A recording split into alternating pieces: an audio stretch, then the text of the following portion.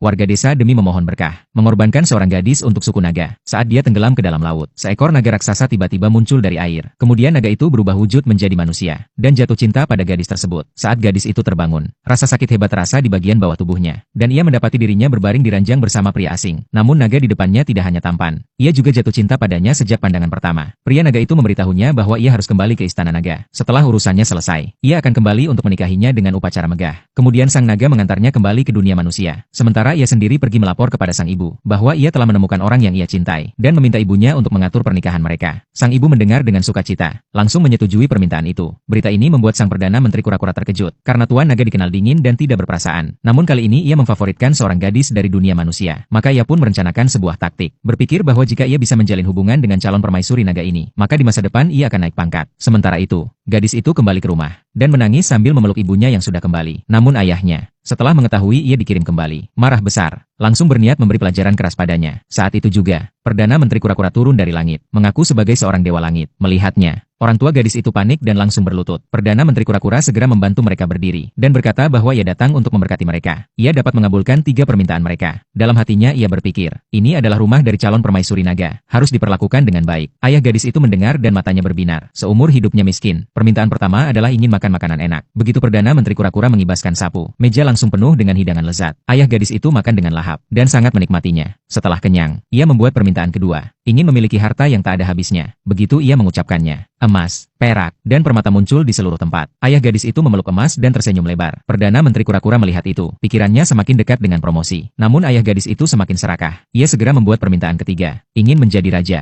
Gadis dan ibunya mencoba menasihatinya untuk bersyukur, tapi ia sama sekali tidak mendengarkan. Ia mendorong mereka dengan keras. Melihat itu, Perdana Menteri Kura-kura, agar bisa menyenangkan calon permaisuri naga, tidak ragu untuk menghabiskan semua kekuatannya, langsung menjadikan dia sebagai raja. Ayah gadis itu langsung mengenakan jubah raja, dan kedua saudara laki-lakinya yang tidak berguna datang terburu-buru. Ia melambaikan tangan untuk menjadikan salah satu sebagai Perdana Menteri, dan yang lainnya sebagai jenderal besar. Namun ketika istri dan anak perempuannya bertanya apa yang terjadi, ia membalikkan muka dan tidak mengakui mereka, memerintahkan mereka untuk pergi sejauh mungkin. Ia menunjuk 2 selir cantik di sisinya, dan menyatakan ingin memiliki berapapun anak yang diinginkan. Kemudian dengan jijik, ia berencana membuang istri dan anak perempuannya ke danau. Saat ibu dan anak itu ditarik pergi, tiba-tiba gadis itu merasakan sakit perut yang hebat. Kemudian, di bawah tatapan terkejut semua orang, perutnya membengkak dengan cepat, dan akhirnya melahirkan sebuah telur naga raksasa, yang langsung memancarkan cahaya emas. Di istana naga, ibu naga segera menyadari bahwa seorang anak naga lahir di dunia manusia. Ia segera bergegas menuju istana naga untuk memberitahukan putranya. Pada saat yang sama, ayah gadis itu merasa terhina, karena meskipun ia menjadi raja, anaknya melahirkan makhluk aneh. Ia langsung mengumumkan untuk memutuskan hubungan ayah anak dengan gadis itu, dan membuangnya bersama telur naga. Para pejabat besar pun menendang telur itu seperti bola. Namun begitu telur itu pecah,